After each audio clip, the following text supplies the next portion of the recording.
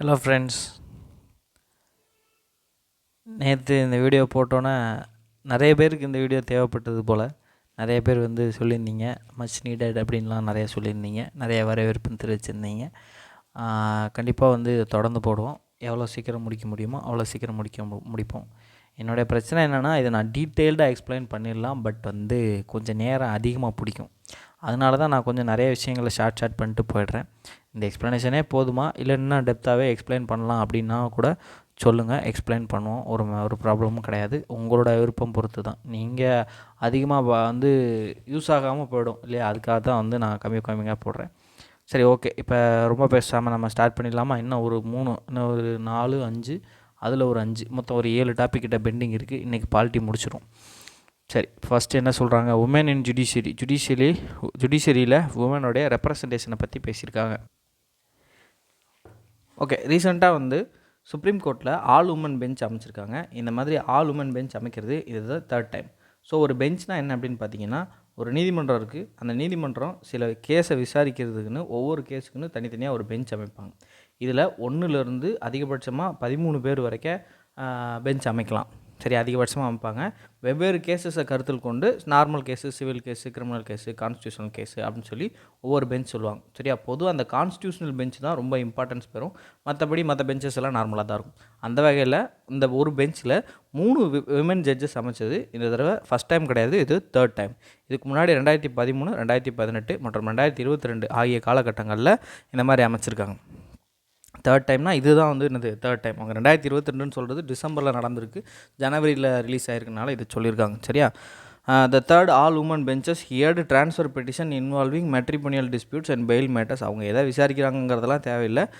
But இதில் ஜுடிஷியரியில் விமனுடைய ரோலை பற்றி தான் இங்கே பேசப்பட்டிருக்கு.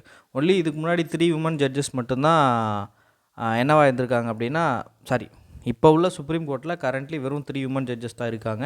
And first woman chief justice 2027 தான் இருக்க போகிறாங்க.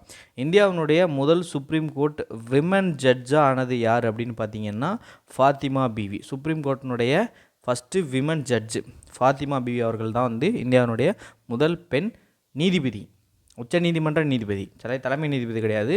இந்தியாவில் ஒரு உயர்நீதிமன்றத்தினுடைய முதல் தலைமை நீதிபதியாக இருந்தவங்க ஷீலா தீக்ஷித். அவங்க பேர் லீலா சேத். இந்த ஷீலா தீக்ஷித் எங்கேருந்து வந்துச்சுன்னு எனக்கு தெரியல. அவங்க பேர் லீலா சேத். ஒரு இந்தியாவினுடைய ஒரு உயர்நீதிமன்றத்தில் இருக்கக்கூடிய உயர்நீதிமன்றத்துக்கு முதல் தலைமை நீதிபதியான முதல் பெண் லீலா சேத் அவர்கள். சரியா, இப்போ விமன் ஜுடிஷியரியில் ஏன் இருக்கணும் அப்படிங்கிற கேள்வியை வைக்கிறாங்க. என்னென்ன ரீசன் சொல்லுவீங்கன்னா, டைவர்சிட்டி சொல்வீங்க. ஏன்னா ஜெண்டர் ரீஜியில் நம்ம டைவர்சிட்டி கொண்டு வரணும். விமன் ரெப்ரசன்டேஷன் கொண்டு வரது ரொம்பவே முக்கியமானதாக இருக்கும். டைவர்சிட்டி அதாவது வேறுபாடுகளை கொண்டு வருவது. This makes the gender perspective relevant because women judges bring different set of experience and influences. அவங்களுக்குன்னு நிறைய விஷயங்களை பார்த்துருப்பாங்க, ஃபேஸ் பண்ணியிருப்பாங்க, பழகிருப்பாங்க. ஸோ அப்போ அதை அவங்க கொண்டு வருவாங்க. ஸோ ஒரு விமனுக்கு ஏற்படக்கூடிய பிரச்சனைகள் ஒரு ஆண் பார்த்தாலும் அதை அவன் புரிஞ்சுக்கிட்டாலும் அதை அனுபவிச்சிருக்க முடியாது. ஆனால் பெண்ணால் என்ன பண்ண முடியும்? அதை அனுபவிச்சிருக்க முடியும், அதை உணர முடியும்.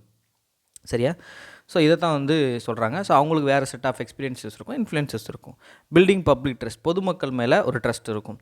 ஒரு ஜுடிஷியரி அதனுடைய பெஞ்சில் அவங்களுடைய அமைப்பில் விமன் இருக்காங்க அப்படின்னா அவங்க எல்லாரையும் அக்செப்ட் பண்ணக்கூடிய ஒரு இதுன்னு அர்த்தம். பொதுவாக விமனுடைய ரோல் அதிகரிக்க அந்த இடத்துல ஜெண்டர் ஜஸ்டிஸ் ஜாஸ்தியாக இருக்குதுன்னு அர்த்தம். அப்போ அவங்களுக்குள்ளேயே ஜஸ்டிஸ் இல்லைன்னா நீங்கள் எங்களுக்கு எப்படி ஜஸ்டிஸ் கொடுப்பீங்க அப்படிங்கிற மாதிரி ஒரு எண்ணம் பொதுவாக வர்றதுன்னு சொல்கிறாங்க. அதை பாயிண்ட்டாக இங்கே கொடுத்துருக்காங்க, அவ்வளோதான். ஸோ அப்போ விமனை நீங்கள் இன்க்ரீஸ் பண்ணுறது நீதிமன்றங்களுடைய அந்த லெஜிட்டிமசி, அந்த நியாயத்தன்மைகளை அதிகப்படுத்துது. இது மக்களுக்கு நீதிமன்றங்கள் மேலே அதிக நம்பிக்கைகளை உருவாக்கும். மாடர்னைசேஷன் அண்ட் ரிஃபார்ம்ஸ், அந்த எல்லாருமே சமம் அப்படின்னு பேசக்கூடிய விஷயங்கள் மாடர்னைசேஷனில் ஒரு முக்கியமான விஷயம். ஸோ அதுக்கு அடிப்படையாக இருக்கிறது விமனை எல்லா இடத்துலையும் இன்க்ளூசிவாக ஆக்கிறது. ஸோ விமனை ஜுடிஷியரியில் இன்க்ளூசிவாக சேர்த்துக்கிறது மாடர்னைசேஷன் மற்றும் ரிஃபார்ம்ஸுக்கு மேலும் வழிவகுக்கும். அடுத்தடுத்த ரிஃபார்ம்ஸுக்கும் அடுத்தடுத்து மாடர்னைசேஷனுக்கும் வழிவகுக்கும்னு சொல்கிறாங்க. இதில் கொடுத்துருக்காங்க, இந்த வார்த்தைகளை கவனிச்சுக்கோங்க. நீங்கள் டேர்ம்ஸ், முக்கியமான கீ டேர்ம்ஸை மட்டும் கையில் வச்சுட்டு நம்ம என்ன பண்ணிக்கலாம், அடிச்சிடலாம். இந்த பாயிண்ட் தான் முக்கியம். Diversity, building public trust, modernisation reforms and visibility of women, இதெல்லாமே வந்து மெயின்ஸ் பாயிண்ட் ஆஃப் வியூவில் தான் இதெல்லாம் கொடுத்துருக்காங்க. மற்றபடி பில்லிங்ஸ் பாயிண்ட் ஆஃப் வியூவில் இதுக்கு எப்படி கேட்பாங்க சொல்லுங்கள்? எவ்வளோ ஜட்ஜஸ் இருக்காங்க, இல்லை ஃபஸ்ட்டு விமன் ஜட்ஜ் யார், அந்த மாதிரி தான் வந்து கேட்க முடியும். Visibility of women in the judiciary bring them more visibility and create a sense of belongingness among the women and other gender. So நாட்டில் வழக்கு போடுறவங்களோட எண்ணிக்கை பொதுமக்கள் ரொம்பவே கம்மியாக தான் வழக்கு போடுவாங்க. பட் அதுலேயுமே பெண்கள் மற்றும் இதர பிரிவினர் என்ன பண்ண மாட்டாங்கன்னா அதிகமாக வழக்கு போடுறதுக்கு இல்லை, குறைவாக தான் வழக்கு போடுறாங்க. இப்போ அந்த இடத்துல ஒரு விமன் இருக்காங்க அப்படின்னா அவங்க ஒரு வேளை பெட்டராக புரிஞ்சுக்கலாம் அப்படிங்கிற ஒரு நம்பிக்கையிலையாவது வழக்கு போடுவாங்க. இப்போ விமனுக்கு வந்து ஒரு சென்ஸ் ஆஃப் பிலாங்கிங்னஸ் கிடைக்கும் அப்படின்னு சொல்லி இங்கே பேசுகிறாங்க. இதெல்லாம் வந்து எக்ஸ்ட்ரா பேச்சுவார்த்தைகள் தான். சரி, விமன் ஜுடிஷியரியில் ஏன் வந்து ரொம்ப லோ ரெப்ரசன்டேஷன் இருக்குது? இது ரொம்ப இம்பார்ட்டன்ட். சோசியல் ஃபேக்டர்ஸ், அந்த லா ஒர்க்கை பொறுத்த வரைக்கும் ரொம்ப நீண்ட நேரம் ஒர்க் பண்ண வேண்டியதாக இருக்கும். அண்டு அதே நேரத்தில் அவங்களுடைய ஃபேமிலி ரெஸ்பான்சிபிலிட்டிஸும் உங்களுக்கு வந்து பிரச்சனையாக இருக்கும்.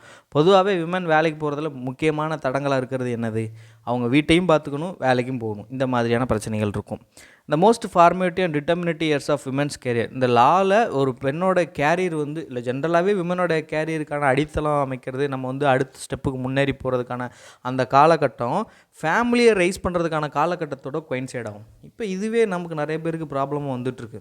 இந்த யங்ஸ்டர்ஸ் வந்து நிறைய பேர் இந்த 20லேருந்து 30 வயசு காலகட்டத்தில் தான் அவங்க வந்து என்ன பண்ணுவாங்கன்னா தங்களுடைய கேரியரில் பில்ட் ஆவாங்க. ஸோ அப்படி இருக்கும்போது நிறையா பேர் வந்து திருமணத்தை ஒரு தடையாகவும் நினைப்பாங்க. மீன்ஸ் நான் நினைக்கிறேன், அதனால சொல்கிறேன். நம்ம வந்து என்ன நினைக்கிறோன்னா செட்டில் ஆகணும் அப்படிங்கிறது தான் மொதல் விஷயம். திருமணங்கிறது வந்து அதுக்கு பின்னாடி நம்ம வேலை இல்லாமல் இருக்கும். அப்போ வேலை போயிட்டு தான் நம்ம திருமணம் பண்ணுறது என்னுடைய தனிப்பட்ட எண்ணம். நிறையா பேரும் இதை வந்து ஒத்தும் போயிருக்காங்க, எனக்கு தெரிஞ்ச சிலர் நான் சொல்ல வரேன், அதனால் அப்படி சொல்கிறேன். பட் இந்த டைமில் நம்ம வந்து முன்னோக்கி போகிறதுக்கு வந்து இது நம்ம ஒரு பையனாக நம்ம யோசிக்கும் போது, மென்னாக யோசிக்கும் போது இது ஓகே அப்படிங்கிற மாதிரி இருக்குது. பட் விமனாக போட்டோம் அப்படின்னா அவங்க வந்து என்ன பண்ணுவாங்க, தங்களுடைய கேரியர் கோல்ஸை தாண்டி அவங்க என்ன பண்ண வேண்டியதாக இருக்கும் அப்படின்னா ஃபேமிலிக்கல் கோல்ஸுக்குள்ளே திருப்பி போக வேண்டியதாக இருக்கும். ஸோ இதை தான் அவங்க சொல்கிறாங்க. ஒரு விமனோடைய கேரியர் டெவலப்மெண்ட் எந்த பீரியட் இருக்கோ அதே பீரியட் அந்த ஃபேமிலியை ரைஸ் பண்ணுற பீரியடுக்கும் உகந்த ஒரு பீரியடாக மாறுது. இது பொதுவாகவே யங்ஸ்டர்ஸுக்கு இன்றைக்கி ப்ராப்ளம், விமனுக்கு கொஞ்சம் கூட ப்ராப்ளம் இருக்குது. ஏன்னா மென் வந்து கல்யாணம் பண்ணிவிட்டு கூட இன்றைக்கி நிறைய பேர் படிக்கிறாங்க, நிறைய பேர் தங்களுடைய கேரியர்ஸை டெவலப் பண்ணுறாங்க. பட் விமன் வந்து கல்யாணம் பண்ணிட்டாங்கன்னா ஃபேமிலிக்கல் ரெஸ்பான்சிபிலிட்டிஸ் நிறையா வர ஆரம்பிச்சிருது. இது அவங்களுக்கு உண்மையிலே ஒரு தடங்களாக இருக்குது. நான் கிளாஸ் எடுக்கும்போது நிறைய பேர் பார்த்துருக்கேன். அவங்க நிறைய பேர் சொல்லுவாங்க, இந்த மாதிரி வீட்டில் எல்லாம் வர முடியல, வீக் டே கிளாஸ்லாம் வர முடியல சார்னு சொல்லி ஏதாவது ஒரு நாள் 2 நாள் வருவாங்க, வந்துட்டு டவுட்டு கேட்பாங்க. அப்புறம் என்னென்ன பண்ணலான்னு கேட்பாங்க. எனக்கு 4 மணி நேரம் 5 மணி நேரம் தான் கிடைக்கும் சார், நான் எப்படி சார் படிக்கிறது அப்படின்லாம் கேட்பாங்க. அவங்க ரொம்ப ஆர்வமாக இருப்பாங்க. பட் வந்து அவங்க ஃபேமிலியில் ரெஸ்பான்சிபிலிட்டிஸ் ஜாஸ்தியாக இருக்கும். அதனால் அவங்களால என்ன பண்ண முடியாதுன்னா ப்ராப்பராக ஃபாலோ பண்ண முடியாமல் இருக்கும். ஸோ இது ஒரு உதாரணத்துக்கு சொல்ல வரேன். ஒரு சாதாரணமாக காம்படிட்டிவ் எக்ஸாமினேஷன் ப்ரிப்பேர் பண்ணுறவங்களுக்கு எப்படின்னா, இந்த லா இந்த மாதிரி ஒர்க்கில் அதெல்லாம் ரொம்ப டிடியஸான ஒர்க் இல்லையா, நிறையா படிக்கணும், நிறையா ரிசர்ச் பண்ணணும், அந்த மாதிரி விஷயங்கள்லாம். அப்போ அவங்களுக்கு எப்படி இருக்கும் யோசிச்சு பாருங்கள். The system loses out not just and diversity but the ability and quality that these women could bring to the law and to justice delivery. அதாவது நீதி வழங்குதலை மற்றும் சட்டத்தை வந்து இன்டர்பிரட் பண்ணக்கூடிய விஷயங்கள்லையும் விமன் கொண்டு வரக்கூடிய விஷயங்களை அவங்களுடைய குவாலிட்டியை நம்ம இழக்கிறோம் அப்படின்னு சொல்கிறாங்க. எலிஜிபிலிட்டி கிரிட்டரியா ஃபார் என்ட்ரன்ஸ் எக்ஸாமினேஷன், இது ஒரு பிரச்சனையாக இருக்குது. தொடர்ந்து 7 வருஷம் என்ன பண்ணணும்னா கண்டினியூஸாக லீகல் ப்ராக்டிஸ் பண்ணியிருக்கணும் அப்படின்றாங்க. அண்ட் அவங்களுடைய வயசு 35லேருந்து 45 வயசாக இருக்கும். சரி, அதனால் என்ன அப்படின்னு பார்த்தீங்கன்னா விமன் நிறைய பேர் என்ன பண்ணிடுறாங்கன்னா பார்ட் டைம் ஜாபுக்கு போய்ட்றாங்க அல்லது பாதியிலே ட்ராப் பண்ணிடுறாங்க. இப்போ உங்கள் பார்ட் டைமாக போயிட்டாங்கன்னா அந்த கண்டினியூஸ் லீகல் சர்வீசஸில் வராது. பாதியிலே ட்ராப் பண்ணிட்டாங்கன்னா அவங்க நினச்ச நேரத்தில் திருப்பியும் என்ன பண்ண முடியாது, வரவும் முடியாது, வயசு போயிடுச்சுன்னா ஒன்றும் செய்யவும் முடியாது. புரியுதா? ஸோ அதனால் வந்து இது ப்ராப்ளமேட்டிக்கான விஷயமா இருக்குது. ஸோ அவங்களால அந்த ஜட்ஜு மாதிரியான எக்ஸாமினேஷன்ஸ் எழுதி குவாலிஃபை ஆக முடியல. அண்ட் ஜெண்டர் டிஸ்பாரிட்டி இந்த ஜுடிஷியரியில் ஜெண்டர் டிஸ்பாரிட்டி இருக்குது. Except for one woman judge till now no woman judge has made it to the supreme court collegium. இது வரைக்கும் சுப்ரீம் கோர்ட் கொலிஜியத்தில் இடம்பெற்றிருந்தது வெறும் ஒரே ஒரு பெண் மட்டும்தான் இடம்பெற்றிருந்தாங்க. There is also low elevation of women advocates from bar to bench. Bar to பெஞ்ச்னா என்னென்னா ஒரு அட்வொகேட்டுக்கும் லாயருக்கும் வித்தியாசம் என்ன? Lawyer versus advocate. இது ஏற்கனவே கொஸ்டினாக கேட்டிருந்தாங்கன்னு நினைக்கிறேன். அட்வொகேட் அப்படின்னா நீங்கள் லா முடிச்சிருந்தா லாயர். நீங்கள் லா முடிச்சுட்டு நீங்கள் ஒரு லாயராக இருக்கணும். ப்ளஸ் நீங்கள் பார்னு ஒன்று இருக்கும், அந்த பாரில் போய் நீங்கள் ரிஜிஸ்டர் பண்ணிங்கன்னா நீங்கள் என்ன ஆகிடுவீங்க, அட்வொகேட்டாக மாறிடுவீங்க. சரியா? ரைட்டா? வெறும் லா முடித்தாலே என்ன ஆக முடியாது, அட்வொகேட் ஆக முடியாது. அட்வொகேட்டுங்கிறவங்க கேஸை வாதாடுறவங்க தான் அட்வொகேட். இல்லையா? இப்போ இந்த பாரில் அட்வொகேட்டாக இருந்தவங்கன்னா பெஞ்ச்னால் என்னென்னு பார்த்தீங்கன்னா ஜட்ஜ் இருப்பாங்கள்ல, அதுதான் பெஞ்சு. அப்போ ஒருத்தர் அட்வொகேட்டாக இருந்து ஜட்ஜாக மாறுறதுங்கிறது விமன்ஸுக்கு அது ரொம்பவே கம்மியாக இருக்குது அப்படின்னு சொல்கிறாங்க. வே ஃபார்வர்ட், முன்னோக்கி போகணும்னா என்ன செய்யலாம்? Conducive work place. when men at all levels will participate as important stakeholders in ensuring conducive conditions for women. ஆண்கள் அனைவரும் பெண்களுக்கு உகந்த வகையில் அந்த பணி சூழலை மாற்றதான் முயற்சி பண்ணோம் அப்படின்னா, and women problems we treated as all genders problem. அப்போ பெண்களுடைய பிரச்சனைகள் தனிப்பட்ட பிரச்சனையாக கருதப்படாது, அனைத்து பாலினத்தை சேர்ந்தவங்களுக்குமான பிரச்சனையாக கருதப்படும். Judicial benches must encourage young female lawyers participation in the court to break the myth or perception against female lawyers abilities and capabilities. பொதுவாக ஒரு விஷயம் இருக்குது தெரியுமா? Men is rational and women is emotional அப்படின்னு ஒரு டைலாக் சொல்லுவாங்க. அதாவது ஆண்களால் நியாயமாக யோசித்து முடிவெடுக்க முடியும், பட் விமனால் வந்து ரொம்ப எமோஷ்னலாக கான்டாக்டாக இருப்பாங்க, அவங்க வந்து ரேஷ்னலாக யோசிக்க முடியாது அப்படின்னு சொல்லுவாங்க. But I am being emotional, நான் வந்து ரொம்ப எமோஷ்னலான ஒரு பர்சன். பட் நான் நிறைய தடவை ஃபீல் பண்ணியிருக்கேன் I can be rational too. So எமோஷ்னலும் ரேஷ்னலும் வந்து ஒன்றுக்கு ஒன்று தொடர்புடையதாக இருந்தாலும் அந்த எமோஷ்னலாக இருக்கிறது ரேஷ்னலாக இருக்க முடியாது அப்படிங்கிறதுக்கான எந்தவித எவிடன்ஸும் கிடையாது. இது ஆதி காலகட்டத்திலேருந்து கொண்டு வரக்கூடிய ஒரு ஜெண்டர் மித்து, அவ்வளோதான். எவ்வளோ விமென்ஸ் இருக்காங்க, எவ்வளோ ப்ராக்டிக்கல் டெசிஷன்ஸ் எடுத்திருக்காங்க, எக்கச்சக்க எக்ஸாம்பிள்ஸ் இருக்குது. பட் இது எல்லாமே ஆக்சுவலி என்ன ப்ராப்ளம் தெரியுமா? உன்னால் முடியாது அப்படிங்கிறத விட உன்னால் முடியாதுன்னு சொல்கிறனால தான் நம்மளால் உண்மையில் என்ன பண்ண முடியாமல் போயிடும், நம்மளால் அதை செய்ய முடியாமல் போயிடும். So women is raised in that way. நான் ஸ்டீரியோ டைப்ஸ் வந்து நம்ம பண்ணவே கூடாது. விமனோட வேலை இது, மென்னோட வேலை இது, இதைத்தான் பண்ணணும், அதைத்தான் பண்ணணும், இந்த டாய் வச்சு தான் விளாடணும், அந்த டாய் வச்சு தான் விளாடணும், இந்த கலரில் தான் விமனுக்கு பிடிக்கும், அந்த கலர் தான் மென்னுக்கு பிடிக்கும், அப்படிலாம் கிடையவே கிடையாது. சரி, no gender disparity in colour, no gender disparity in work. சில விஷயங்கள் வந்து பயாலஜிக்கலாக நீங்கள் பேசுவீங்க, உடனே வந்து தூக்கிட்டு வருவாங்க, குழந்தை பெற்றுக்க முடியுமா அப்படின்லாம் தூக்கிட்டு வருவாங்க. அதெல்லாம் வந்து வேறு விஷயம். Also it's part of both work. சரியா? குழந்தைய ரைஸ் பண்ணுறதும் குழந்தைங்க ஃபேமிலியை மெயின்டைன் பண்ணுறதும் விமனோட ஒர்க்குன்றாங்க. அப்படியெல்லாம் கிடையாது. அது எல்லாமே வந்து என்னது, மென் அண்டு விமன். இந்த திருமணம் அப்படிங்கிற ஒரு உறவு நீடிக்கணும் அப்படின்னா மென்னும் உமனும் ஈக்குவலுங்கிறத 2 பேரும் உணர்ந்துக்கணும். 2 பேரையுமே தான் நான் சொல்கிறேன். விமன் வந்து அதிகமாக டாமினேட், நான் தான் பெரிய ஆள் நீ எனக்கு இல்லைன்னு சொல்கிறதும் தப்பு, மென் நான் தான் பெரிய ஆள் நீ எனக்கு இல்லைன்னு சொல்கிறதும் தப்பு. 2 பேருமே ஈக்குவல். ஒவ்வொருத்தருக்கும் உள்ள ரோல்ஸ் அண்ட் ரெஸ்பான்சிபிலிட்டிஸ் எங்கே, என்னுடைய ரோல் எங்கே ஜாஸ்தியாக ப்ளே பண்ணணும், அவரோட ரோல் எங்கே ஜாஸ்தியாக ப்ளே பண்ணணும் அப்படிங்கிறத 2 பேருமே புரிஞ்சு செயல்படும் போது அந்த ஃபேமிலி ரிலேஷன்ஷிப் கொஞ்சம் பெட்டராக இருக்கும். அதே தான் வேலையிலையும் ஒவ்வொருத்தவங்களும் வந்து அவங்கவுங்களுடைய கேப்பபிலிட்டிஸை எங்கே போட முடியும் அப்படிங்கிறத யோசிக்கணும். ஒரு விமனோடைய கேப்பபிலிட்டிஸ் நிறையா யூஸ் பண்ண முடியும், அந்த கேப்பபிலிட்டிஸை எடுத்துகிட்டு வரணும். சரியா? இது வந்து அந்த பாயிண்ட்டுக்கு பின்னாடி சொல்கிறேன். அந்த டாக் இருக்கு இல்லையா, விமன் வந்து ரேஷனலாக இருக்க மாட்டாங்க அப்படிங்கிற ஒரு டாக் இருக்கு இல்லையா, அதுக்காக சொல்கிறேன். Affirmative action at the bar by ensuring more women as senior advocates to improve more women lawyers participation. நிறையா லாயர்ஸை வந்து அட்வொகேட்ஸாக வந்து என்ன பண்ணணும், பார்ட்டிசிபேட் பண்ணுறதுக்கு ஹெல்ப் பண்ணணும். Senior women seniors senior advocates இருக்காங்கல்ல, அவங்கள வந்து கூட்டிகிட்டு வந்து லாயர்ஸ் பூரா அட்வொகேட் ஆகுங்க அப்படின்னு சொல்லி பார்ட்டிசிபேட் பண்ணுறதுக்கு ஹெல்ப் பண்ண சொல்கிறாங்க. Reservation in the higher judiciary up to 50% suggested by the ex CJ. முன்னாள் chief justice of India higher ஜுடிஷியரியில் கண்டிப்பாக 50% விமனாக இருக்கணும், அப்படி அதுக்கு ரிசர்வேஷன் கொடுங்க அப்படிங்கிற மாதிரி சொல்கிறாங்க. Higher rate of promotion of women judges from lower court to higher court. Lower கோர்ட்லேருந்து ஹையர் கோர்ட்டு கொடுக்குற ப்ரமோஷனுடைய ரேட்டாக இன்க்ரீஸ் பண்ணுங்கள். Reorient education system in சச்சேவே.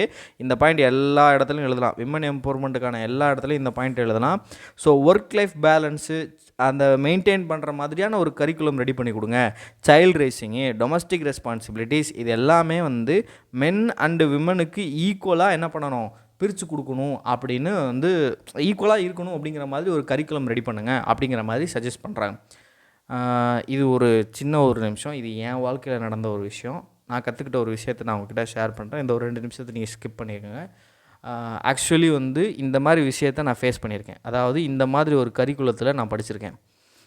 என்ன பண்ணாங்க அப்படின்னா, awareness programme, adolescent awareness programme அப்படின்னு சொல்லி ஒரு ப்ரோக்ராம் வந்து நடத்துனாங்க. இது நீங்கள் போயிருப்பீங்களான்னு தெரியல. நான் எங்கள் ஸ்கூல் படிச்சுட்டு இருக்கும்போது, நான் ஒரு 11th படிச்சுட்டு இருந்தேன். 11th படிச்சுட்டு இருந்தேன். அப்போ பீயிங் அன் அடலசன்ட் இல்லையா, அந்த நேரத்தில் நிறையா ஸ்கூல் பசங்களை கூட்டிகிட்டு வந்து இந்த மாதிரி ஒரு அடலசன்ட் அவேர்னஸ் ப்ரோக்ராம்னு ஒன்று நடத்துனாங்க. அங்கே எக்கச்சக்க ஆஸ்பெக்ட்ஸ் சொல்லி கொடுத்தாங்க. அங்கே வந்து ப்ராக்டிக்கலாக நிறைய விஷயங்களுக்கு புரிய வச்சாங்க. அங்கே தான் வந்து என்னுடைய நிறைய மித்ஸ், இப்போ இருக்கிற எனக்கு நிறைய கிளாரிட்டி வந்து அங்கேயே எனக்கு வந்துச்சு. இன்னும் அங்கே என்னென்ன நடந்துச்சு அப்படிங்கிற ஈவெண்ட்ஸ்லாம் என் மைண்டில் ஞாபகம் இருக்குது. ஒரு அடலசன்ட் மனசில் ஒரு ப்ராக்டிக்கலாக ஒரு சில விஷயங்களை செய்கிறது மூலமாக இந்த மாதிரி ஒரு கருத்தை விதைக்க முடியும் அப்படின்னா, அது எஜுகேஷன் சிஸ்டத்தில் ரெஃப்ளெக்ட் பண்ணோம் அப்படின்னா, அதை ஒரு நல்ல டீச்சரால் ஒரு குழந்தைக்கு அதோட ரெஸ்பான்சிபிளாக நம்ம சொல்லி கொடுத்தோம் அப்படின்னா, ஜெண்டர் டாமினேஷன் இருக்கிற உலகம் இருக்காது. சரியா? இந்த உலகத்தில் இருக்கிற எல்லா விஷயங்களையும் கல்வி மூலமாக நம்மளால் என்ன பண்ண முடியும்? மாற்றி அமைக்க முடியும். நீங்கள் ரேசிஸ்ட்டாக இருக்கலாம், அல்லது கேஸ்டிஸ்ட்டாக இருக்கலாம், அல்லது ஜெண்டர் டாமினேஸ்டாக இருக்கலாம், நீங்கள் என்ன வேணால் இருக்கலாம். ஆனால் அதை கல்வி மூலமாக என்ன பண்ண முடியும்?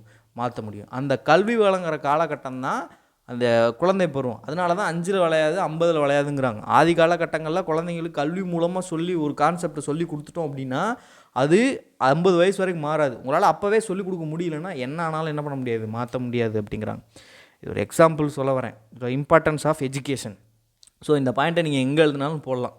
சரியா? அதை கரெக்டாக ரீஓரியன்ட் பண்ணி சரியாக கொடுங்க. Aspirational block program, aspirational district ப்ரோக்ராம்னு சொல்லி ஒரு ஸ்கீம் கொண்டு வந்தாங்க ஏர்லியரி. இந்தியாவில் இருக்கக்கூடிய ரொம்ப பின்தங்கி இருக்கக்கூடிய மாவட்டங்களை டார்கெட் பண்ணி அந்த மாவட்டங்களில் வளர்ச்சியை கொண்டு வர்றது தான் aspirational district program.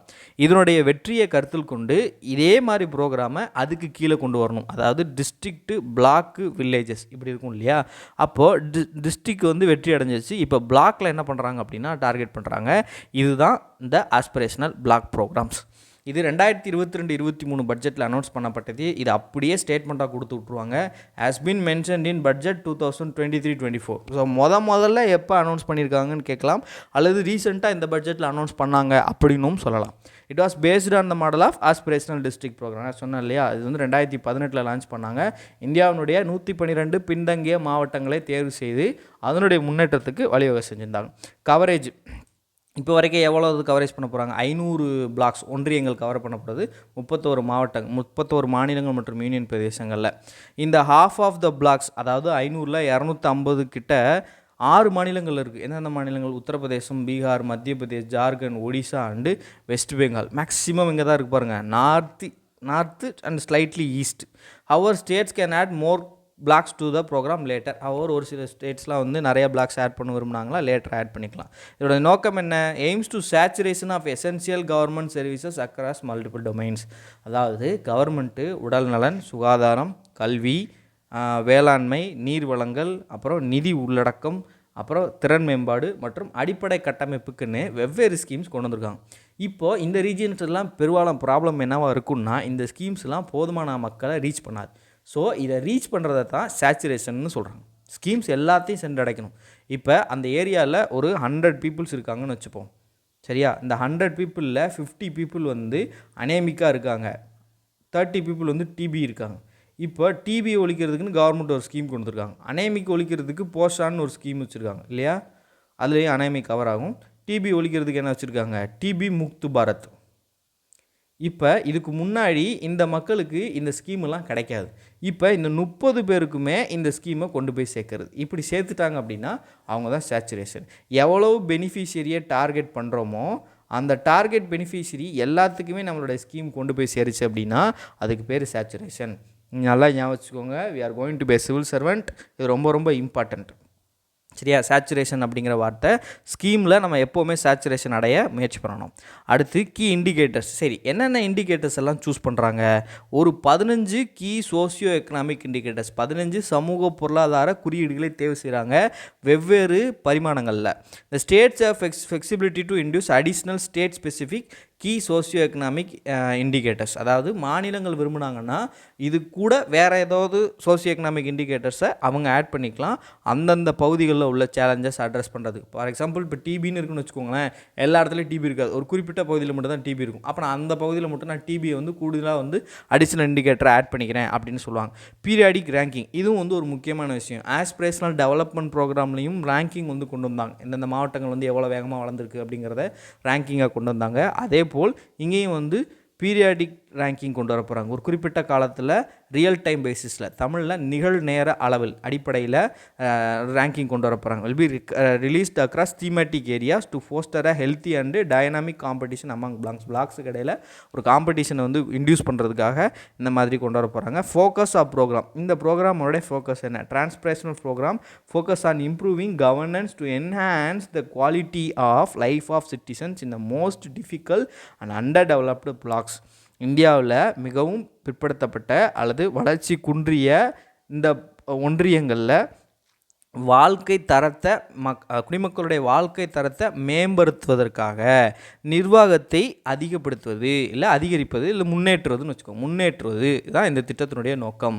By converging existing schemes, already கொண்டு வரப்பட்ட திட்டங்களை அதனுடைய அவுட்கம்ஸை தெளிவாக வரையறை செய்து, அடுத்து monitoring them on constant basis, அதனுடைய நடைமுறையை தொடர்ச்சியாக கண்காணித்தல் மூலமாக நம்மளால் என்ன பண்ண முடியும், இதை வெற்றி அடைய வைக்க முடியும் அப்படின்றாங்க. Why focus on block based development was introduced in 1952. Community development program அப்படின்னு சொல்லி பார்த்துருப்போம். 1952 வந்திருக்கும். இது வந்து நம்ம லோக்கல் பஞ்சாயத்து படிக்கும்போது முக்கியமான ஒரு ஆஸ்பெக்டாக இருந்திருக்கும் இல்லையா.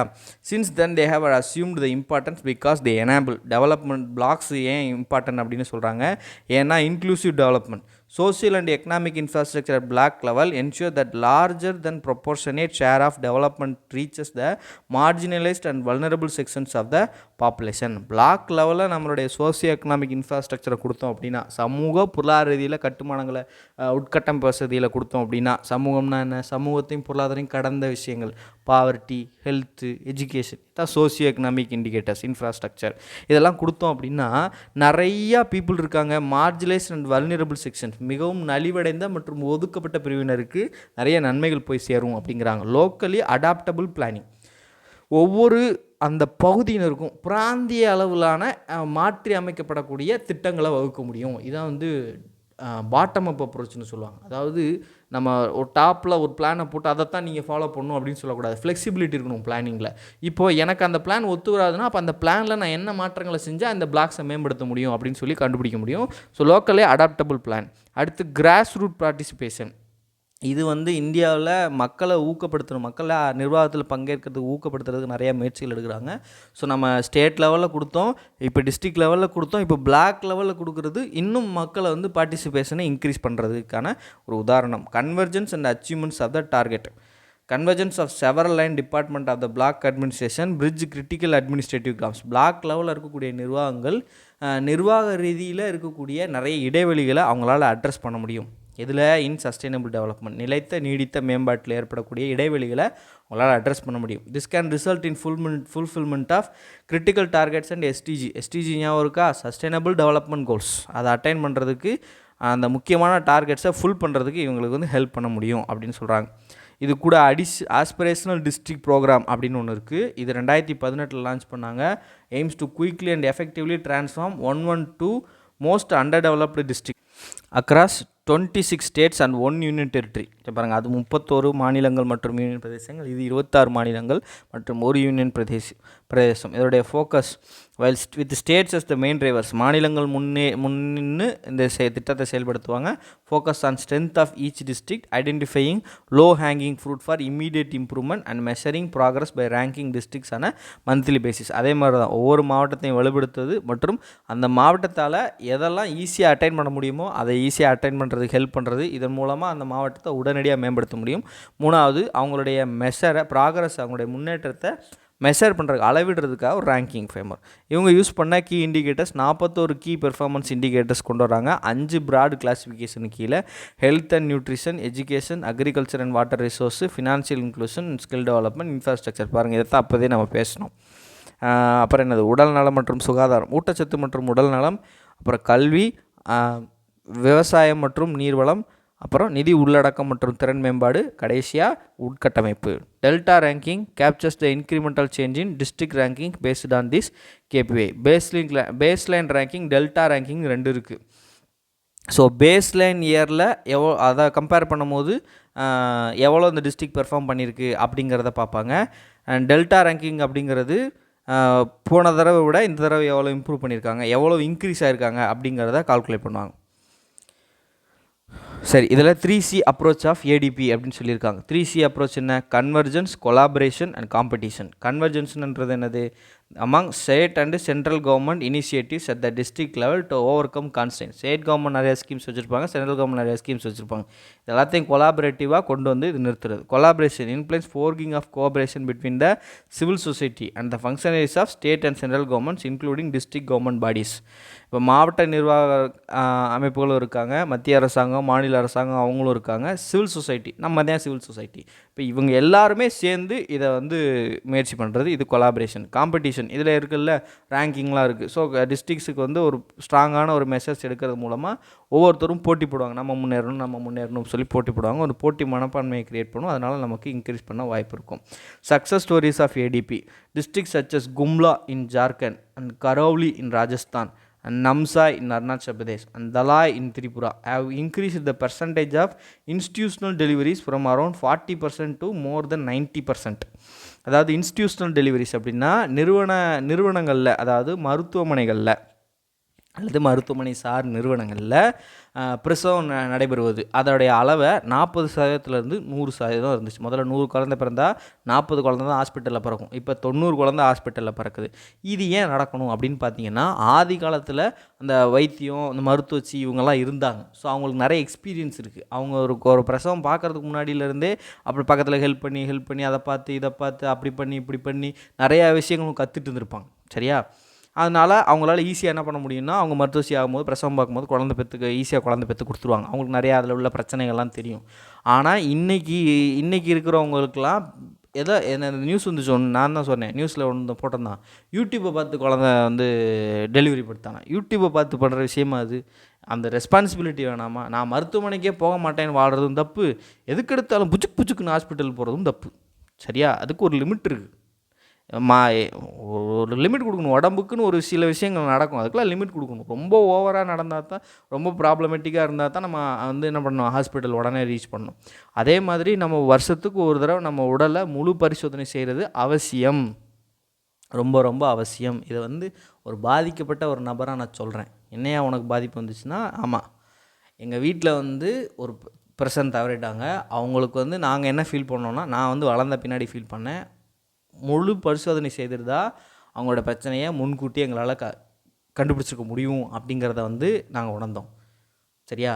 இப்போயுமே சரி நம்ம யங்ஸ்டர்ஸ், சின்ன பசங்க வேணாம், நம்ம வீட்டில் வயசானவங்க இருக்காங்களா, 40 வயசுக்கு மேலே ஆகிடுச்சா, கண்டிப்பாக வந்து அவங்கள வருஷத்துக்கு ஒரு தடவை முழு பரிசோதனை செய்யுங்க. குழந்தைங்களாம் இருக்காங்கன்னா 6 வருஷத்துக்கு ஒரு தடவை இல்லை 1 வருஷத்துக்கு ஒரு தடவை முழு பரிசோதனை செய்யுங்க. குழந்தைங்க எப்படி இருக்காங்க, அடிக்கடி செக்கப்பு கூப்பிட்டு போங்க. 6 மாதத்துக்கு ஒரு தடவை, அது என்ன ஒரு 5-7 வயசு வரைக்கும் கூப்பிட்டு போகலாம். அதுக்கப்புறம் போதும், அவங்க நல்லா ஸ்ட்ரென்த் ஆகிட்டாங்கன்னா போதும், விட்டுறலாம். குழந்தை எதுக்கு எடுத்தாலும் ஹாஸ்பிட்டலுக்கு கூப்பிட்டு போகணுமா அப்படின்னு கேட்காதீங்க. பேசிக்காக சொல்கிறேன், 6 மாதத்துக்கு அல்ல 1 வருஷத்துக்கு ஒரு தடவை கூப்பிட்டு போகிறது கூட தப்பு இல்லையே. சரி, இப்படி ஒரு விஷயம் இருக்குது. தமிழ்நாட்டில் இந்த மாதிரி இன்சிடென்ட்ஸ்லாம் நடந்துருக்கு. இப்படி நடக்கையில் இந்த மாதிரி விஷயங்கள்லாம் இருக்குது அப்படிங்கிறத தெரிஞ்சுக்கோங்க. உடனே சிலர் வந்து பேசுவாங்க, என்னென்னா மிருகங்கள்லாம் என்ன டாக்டருக்கு என்ன ஹாஸ்பிட்டலுக்கு போகுதா, அவங்களுக்குலாம் அவங்களே பிரசவம் பார்த்துக்கிறது இல்லையா? நாம் மிருகம் இல்லை, நாம் மனிதர்கள். மிருகங்கள் வந்து நேச்சுரலாக என்ன இருக்கோ நேச்சுரலாக வாழுது, நேச்சுரலாக சாப்பிடுது. மனுஷன் நேச்சுரலாக இல்லை. மனுஷனுக்கு நேச்சரையே பிடிக்காது, நேச்சரை அழிக்கிறான், நேச்சரை சாராமல் வாழ்கிறான். அதனால் நேச்சுரலாக அவனால் என்ன பண்ண முடியாது, குழந்தை பெற்றுக்கிறது கஷ்டமான விஷயம். அதனால் அவன் டாக்டரோட சப்போர்ட் தேவை, ஆர்டிஃபிஷியல் சப்போர்ட் தேவை, இன்ஸ்டிடியூஷனல் டெலிவரிஸ் கட்டாயமாக வேணும். Paschimi Singhbhum district in Jharkhand and left wing extremism affected area, இது வந்து நக்சலைட் அந்த மாதிரியான பிரச்சனைகளால் பாதிக்கப்பட்டது. Has raised registration of pregnant women with the first trimester from just 39% in 2018 to 91% in 2022. ஆக்சுவலாக கர்ப்பிணி பெண்களை 3 ட்ரைம்ஸ்டர்னு சொல்லுவாங்க, 3 மாதங்களாக பிரிப்பாங்க, அதுதான் ட்ரைம்ஸ்டர். கர்ப்பமான முதல் 3 மாதங்கள் தான் வந்து ஃபஸ்ட்டு ட்ரைம்ஸ்டர். இவங்க என்ன பண்ணுறாங்க அப்படின்னா ரிஜிஸ்டர் பண்ணுறாங்க, கர்ப்பிணி பெண்கள் வந்து ரிஜிஸ்ட்ரேஷன் பண்ணுறாங்க. அப்படி ரிஜிஸ்டர் பண்ணுறதுல ஃபஸ்ட்டு அந்த 3 மாதத்துக்குள்ளே ரிஜிஸ்டர் பண்ணுற அந்த அளவு 39%லேருந்து 91% இன்க்ரீஸ் ஆகிருக்கு. And Kupwara in Jammu Kashmir has increase the percentage of secondary school from functional electricity from less than 50% 2018 to more than 95% in 2020. புரியுது இல்லையா? செகண்டரி ஸ்கூல்ஸ், அதாவது நம்ம 11th 12th இருக்கு இல்லையா, அந்த உள்ள ஸ்கூல்ஸு ப்ளஸ் எலக்ட்ரிசிட்டி இருக்கக்கூடிய ஸ்கூல்ஸ் 50% இருந்துச்சு, இப்போது அது 95% இருக்குது. And Dhenkanal in Odisha where less than 50% children were immunized up to until 2018 have gone beyond 90% immunization. அதாவது இம்யூனைசேஷன் அப்படின்னா நம்ம வேக்சின் போடுறோம் இல்லையா, தடுப்பூசி. சரியா? அந்த தடுப்பு மருந்து எடுத்துக்கிறது. ஸோ இந்த தடுப்பு மருந்து எடுத்துக்கிறத பற்றியும் ஒரு குழப்பமான மனநிலை இருக்குது. தயவு செஞ்சு தடுப்பு மருந்து எடுத்துக்கோங்க, அதான் நல்லது. Deploying self help groups in rural Ranchi to promote financial inclusion and financial literacy using UPI and BMaps. Financial inclusion நிதி உள்ளடக்கத்தை மேம்படுத்துறதுக்காக செல்ஃப் ஹெல்ப் குரூப்ஸை வந்து பயன்படுத்தியிருக்காங்க ராஞ்சியோடைய ஊரக பகுதிகளில். அதாவது யூபிஐ பிமேப்ஸை பற்றி அதனுடைய பயன்பாடுகளை பற்றி சொல்லிக் கொடுக்குறது. Completely digitising court services to improve speed and access to justice in rural Osmanabad மகாராஷ்டிராவில் இருக்குது. அதில் கிராமப்புற பகுதிகளில் கோர்ட்டை வந்து டிஜிட்டலைஸ் பண்ணியிருக்காங்க. ஸோ அது மூலமாக ஜஸ்டிஸை வேகமாக வழங்குறதுக்கான செயல்பாடுகளில் ஈடுபட்டிருக்காங்க. அதை தான் சொல்கிறாங்க. அடுத்து பார்ப்போமா, நியூஸ் இன் ஷார்ட். 1 2 3 4 5 அவ்வளோதான், வெற்றிகரமாக முடிக்க போகிறோம். 5 தான் இருக்குது. என்னென்னு பார்த்துருவோமா.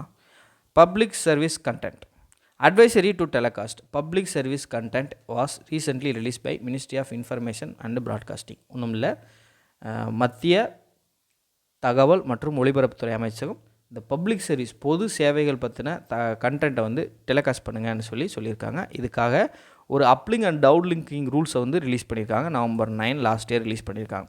புதுசாக ஒரு அட்வைசரி ரிலீஸ் பண்ணது மூலமாக issued after consultation with the private satellite television channel and their association. தனியார் நிறுவனங்கள் மற்றும் சேட்டலைட் டெலிவிஷன் சேனல்ஸ் எல்லாத்தையும் ஆலோசிச்சுட்டு புதுசாக ஒரு அட்வைசரி ரிலீஸ் பண்ணியிருக்காங்க. சரி, இது கீழே உள்ள அந்த கைட்லைன்ஸ் என்ன அப்படின்னு பார்த்தீங்கன்னா, ஒரு சேனல் ஒரு நாளில் குறைஞ்சபட்சம் 30 நிமிஷமாவது பப்ளிக் சர்வீஸை பற்றின கண்டென்ட்டை ப்ராட்காஸ்ட் பண்ணணும். இது என்னென்ன தலைப்பு கீழேனா, கல்வி அண்டு பெண்களுக்கான நலம், பெண்கள் நலம், அப்புறம் சுற்றுச்சூழல் பாதுகாப்பு மற்றும் கலாச்சார பாரம்பரிய தலங்கள் பாதுகாப்பு ஆகிய தலைப்புகளில் அவங்க என்ன பண்ணலான்னா கண்டென்ட் ரிலீஸ் பண்ணலாம்.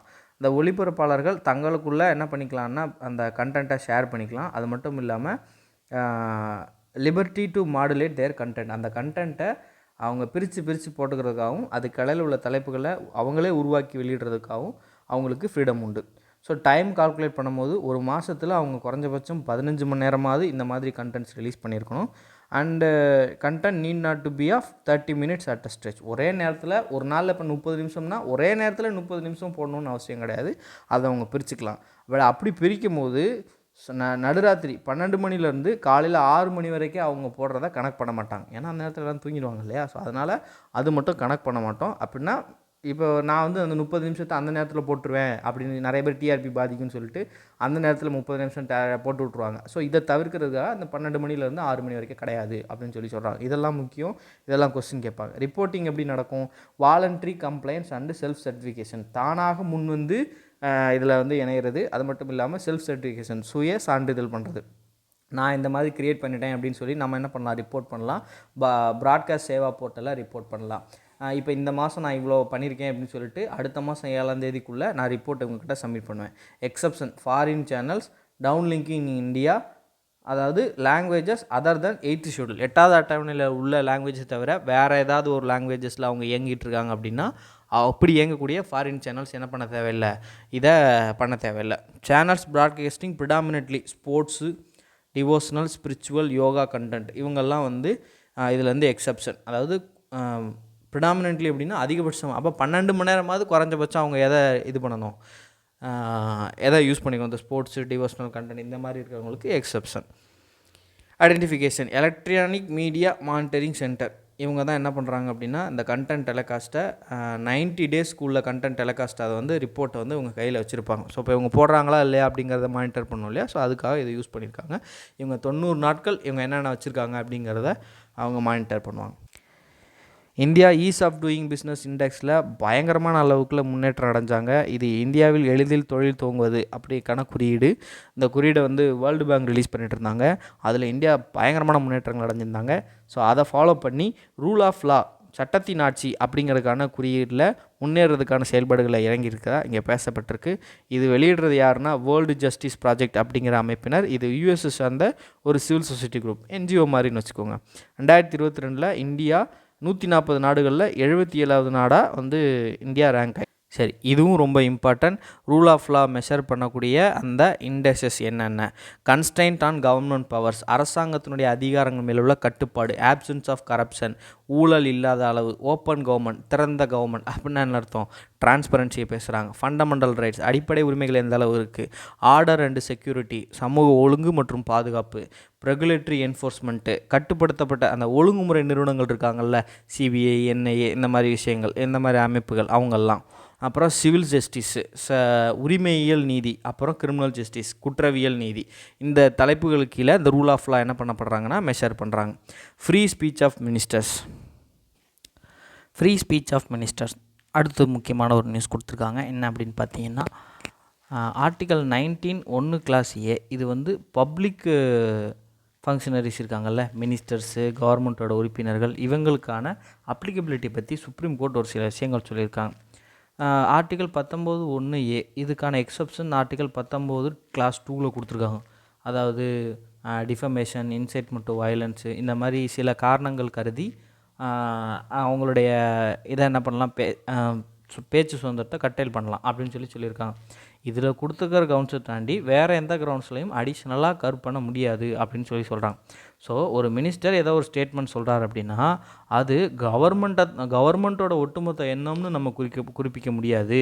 நீங்கள் கலெக்டிவ் ரெஸ்பான்சிபிலிட்டி அப்படிங்கிற விஷயத்த காரணம் காட்டி இப்படி இவர் சொன்னார், இதுதான் ஒட்டுமொத்த கவர்மெண்ட்டோட எண்ணம் அப்படின்னு சொல்ல முடியாதுன்னு சொல்கிறாங்க. ஏன் இப்போ இந்த கவுன்சில் ஆஃப் கலெக்டிவ் ரெஸ்பான்சிபிலிட்டினா என்ன அப்படின்னு பார்த்தீங்கன்னா, கவுன்சில் ஆஃப் மினிஸ்டர்ஸ் ஒட்டுமொத்தமாக தான் இருப்பாங்க. சரியா? அது ஆர்டிகல் 75 கிளாஸ் 3, ஆர்டிகல் 164 கிளாஸ் 2. இது யூனியன் கவுன்சில் ஆஃப் மினிஸ்டருக்கு, இது ஸ்டேட் கவுன்சில் ஆஃப் மினிஸ்டர்ஸுக்கு. சரியா? இது நீங்கள் படிச்சிருப்பீங்க. ஸோ இந்த விஷயத்துக்கு கலெக்டிவ் ரெஸ்பான்சிபிலிட்டி அப்படின்னு சொல்லி குறிப்பிடப்படுது. சுப்ரீம் கோர்ட் என்ன சொல்கிறாங்க அப்படின்னா, கலெக்டிவ் ரெஸ்பான்சிபிலிட்டி கவுன்சில் ஆஃப் மினிஸ்டர்லேருந்து இண்டிவிஜுவல் மினிஸ்டருக்கு ஃப்ளோ ஆகுமே தவிர இது அப்படியே ரிவர்ஸலாக வராது. இண்டிவிஜுவல் மினிஸ்டர்லேருந்து கவுன்சில் ஆஃப் மினிஸ்டருக்கு ஃப்ளோ ஆகாது அப்படின்னு சொல்கிறாங்க. மீன்ஸ் அவங்க அமைச்சர்களாக பொறுப்பாக இருக்கணும் மொத்தமாக. அதிலிருந்து ஒவ்வொரு அமைச்சருக்கும் தனிப்பட்ட அளவில் பொறுப்புகள் வகுக்கப்பட்டுள்ளது. அதே தவிர நீங்கள் திருப்பி பேச முடியாது. ஒவ்வொரு அமைச்சருக்கும் ஒவ்வொரு பொறுப்பு இருக்குது. அதோடைய கலெக்டிவாக கவுன்சில் ஆஃப் மினிஸ்டருக்கு மொத்தமாக பொறுப்பு இருக்குதுன்னு நம்ம அப்படி பேச முடியாது அப்படின்னு சொல்கிறாங்க. ஆர்டிகல் 19(21) ஸ்டேட்டுக்கு மட்டும் இல்லாமல் வேறு சில காரணங்களுக்காகவும் even against persons other than state and its instrumentalities, அரசு மற்றும் அதனுடைய கூற்றுகளுக்கு மட்டும் இல்லாமல் வேறு சில நபர்களுக்கு எதிராக கூட, தனிநபர்களுக்கு எதிராக கூட என்ன பண்ணலாம், இதை நடைமுறைப்படுத்தலாம். ஒரு மினிஸ்டர் ஒரு ஸ்டேட்மெண்ட் கொடுத்துட்டாருங்கிறதுக்காகவே அதை வந்து கான்ஸ்டியூஷனல் டார்ட்டுன்னு சொல்லக்கூடாது. இந்த மாதிரி வார்த்தைகள்லாம் வரும்போது ரொம்ப கவனிங்க. ஏன்னா இந்த வார்த்தைகள்லாம் என்னன்னு கேட்டுருவாங்க. ஸோ கான்ஸ்டியூஷனல் டார்ட்னா என்னென்னா, it's a violation of one's constitutional rights, particularly fundamental rights, by an agent of the government acting in his or her official capacity. ஒரு அரசாங்க அதிகாரி தன்னுடைய செயல்பாடுகளை செய்வது மூலமாக இன்னொரு நபருடைய அரசியலமைப்பு சார்ந்த உரிமைகள், குறிப்பாக அடிப்படை உரிமைகளை பறித்துவிடும் வண்ணம் செயல்படக்கூடாது. A court of law can award monetary compensation to the victim in such a case. அந்த மாதிரி பிரச்சனை வரும்போது நீதிமன்றம் என்ன பண்ண முடியும், அவங்களுக்கு நிதி சார்ந்த இழப்பீடு வந்து என்ன பண்ண முடியும், வழங்குறதுக்கு உத்தரவு அளிக்க முடியும்னு சொல்லி கொடுத்துருக்காங்க. Electronic supreme court report project, ESCR project, chief justice of India வந்து இஎஸ்சிஆர் அப்படிங்கிற ஒரு ப்ராஜெக்ட் லான்ச் பண்ணியிருக்காங்க. ஸோ இந்த அவங்க வழங்குகிற ஜட்ஜ்மெண்ட்ஸை காமன் பீப்புளுக்கு அக்சசிபிளாக இருக்கிற மாதிரி கொடுத்து வந்துருக்காங்க. அதுதான் இந்த program. Initiative to provide digital version of apex courts judgment in manners they are reported in official law report supreme court reports. So சாதாரணமாக அஃபிஷியல் டாக்குமெண்ட்டாக கருதப்படுறது சுப்ரீம் கோர்ட்டோட ரிப்போர்ட்ஸ், இதோடைய வெர்ஷனாக கொண்டு வந்திருக்காங்க. அவ்வளோதாங்க, digital version.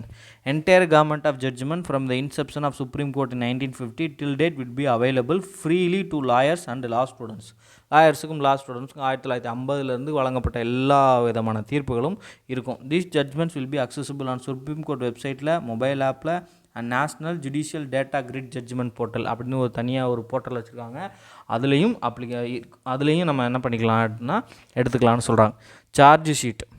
Supreme court held that charge sheet by probing agency is not a public document. அதாவது போலீஸு, சிபிஐ இந்த மாதிரி இருக்காங்கள்ல, விசாரணை செய்யக்கூடிய நிறுவனங்கள் இருக்காங்கள்ல, இவங்க ஒருத்தர் மேலே இருக்கக்கூடிய குற்றங்களை அடுக்கும் விதமாக தாக்கல் செய்யக்கூடிய குற்றப்பத்திரிகையை சார்ஜ் ஷீட்டுன்னு சொல்லுவாங்க. இதை பப்ளிக் டாக்குமெண்ட்னு கருத்தில் கொள்ள முடியாதுன்னு சொல்லியிருக்காங்க. Putting in public domain will violate the right of the victim, பாதிக்கப்பட்டவருடைய உரிமைகள் பாதிக்கப்படும். அப்புறம் வந்து அக்யூஸ்டு, குற்றம் சாட்டப்பட்டவர் மேலே உடைய உரிமையும் பாதிக்கப்படும். அப்புறம் விசாரணை செய்யக்கூடிய நிறுவனங்களுடைய உரிமைகளும் பாதிக்கப்படும். அதனால் இதை பப்ளிக் டாக்குமெண்ட்னு சொல்ல முடியாது. Charge sheet refers to formal police record showing the names of each person brought into custody and the nature of accusation and the identity of the accusers. யாரெல்லாம் பாதிக்கப்பட்டாங்க, அவங்களுக்கு அகேன்ஸ்டாக எவிடன்ஸு யாரெல்லாம் கலெக்ட் பண்ணாங்க, இது எல்லாமே இருக்கும். FIR is written document prepared by the police when they receive information about the commission of a cognizable offense. ஏதாவது ஒரு குற்ற செயல்பாடு நடந்த உடனே அதை பற்றின இன்ஃபர்மேஷன் கிடைச்ச உடனே ஸோ அதை வந்து பதிவு செய்வாங்க. அது பதிவு செய்கிற எழுதப்பட்ட ஒரு ஆவணம் தான் first information report. Under youth bar association case the SC issued direction to the police to upload the FIR in website within 24 hours except in sensitive cases like rape. Rape மாதிரியான ரொம்ப சென்சிட்டிவான கேசஸ் தவிர மீதி வழக்குகளில் உள்ள பதிவான எஃப்ஐஆரை 24 ஹவர்ஸுக்குள்ளே வெப்சைட்டில் வந்து என்ன பண்ணணும், அப்லோட் பண்ணணும்னு சொல்லியிருக்காங்க. இது ரிலேட்டடாக இன்னொரு விஷயம் சொல்கிறேன். எஃப்ஐஆர் அப்படின்னா நம்ம ஆன்லைன்லேயே போய் எஃப்ஐஆர் பதிவு செய்கிறது. சரியா? இது வந்து டிஜிட்டைசேஷன் ஆஃப் எஃப்ஐஆர். ஆல்ரெடி பேப்பரில் போட்ட எஃப்ஐஆரை கம்ப்யூட்டரைஸாக பண்ணுறது தான் டிஜிட்டைசேஷன். எஃப்ஐஆர்னால் ஆன்லைன்லேயே எஃப்ஐஆர் பதிவு செய்யலாம். சரியா? இதே மாதிரி இன்னொரு 0 FIR அப்படின்னு இருக்குது.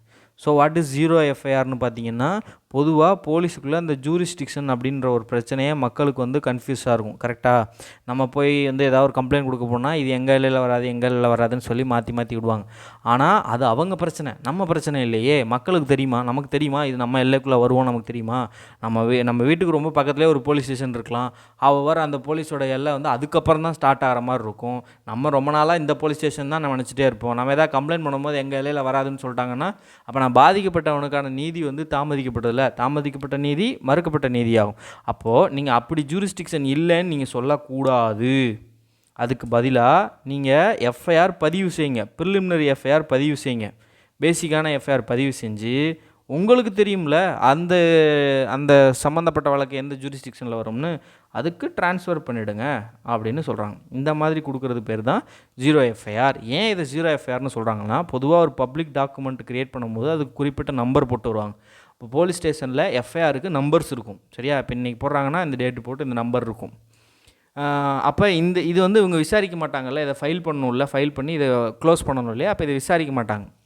அப்போ விசாரிக்காததுக்காக இப்போ நம்பர் போட்டால் கன்ஃபியூஸ் ஆகுங்கிறதுக்காக இவங்க நம்பர் போடும்போது 0ன்னு போட்டு என்ன பண்ணுவாங்க, பதிவாங்க, அந்த எஃப்ஐஆரை பதிவாங்க.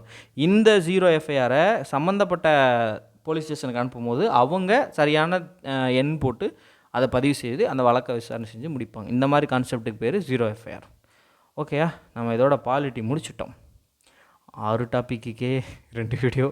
சரி, நம்ம வந்து வீடியோஸை கனெக்ட் பண்ண வேணாம், மணி நேரங்களையும் கனெக்ட் பண்ண வேணாம். நம்ம வந்து இதை முடிக்கிறது தான் நமக்கு முக்கியம். ஜனவரி இப்போ தான் ஆரம்பிச்சிருக்கோம். ஒட்டு மொத்தமாக 8 டாப்பிக் 9 டாபிக் இருக்குதுன்னு நினைக்கிறேன். நம்ம இது 2வது டாபிக். நம்ம அடுத்த வீடியோவில் 2வது டாபிக் பார்க்கலாம். முடிஞ்ச அளவுக்கு 40-50 நிமிஷத்துக்குள்ளே ஒரு வீடியோவை கவர் பண்ண ட்ரை பண்ணுறேன். நான் கொஞ்சம் வேகமாக தான் சொல்கிறேன். இது ஸ்லோவாக போகுதுன்னா சொல்லுங்கள், நம்ம அதுக்கேற்ற மாதிரி ஸ்பீட் பண்ணிக்கலாம். இந்த ஸ்பீடு பற்றிலாம் கொஞ்சம் சொல்லுங்கப்பா, ஏதாவது இருந்தால் சொல்லுங்கள். எப்போ டைம் போடலாம் அப்படிங்கிறதையும் கொஞ்சம் ஏதாவது சொல்லுங்கள். சரியா? சரி, ஓகே, தேங்க்யூ, பாய். நாளைக்கு இன்டர்நேஷ்னல் ரிலேஷன்ஸ்லேருந்து பார்க்கலாம்.